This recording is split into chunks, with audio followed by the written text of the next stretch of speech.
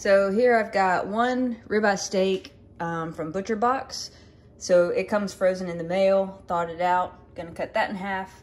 I got one piece left of this bacon, so I'm just gonna throw it in here with dinner. It's not necessarily that I was gonna have bacon, but I don't like random things hanging around in the fridge. So I'm gonna eat the last slice of that. And then I'm gonna cut up these 2 zucchinis here.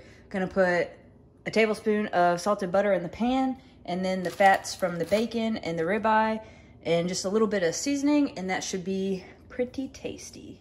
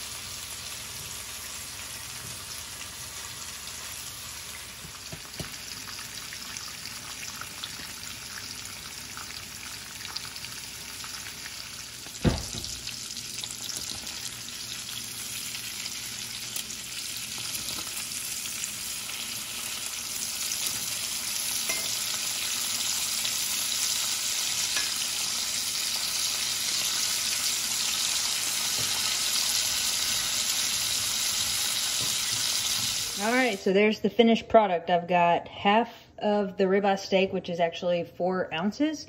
I've got 1 slice of bacon and 100 grams of the zucchini.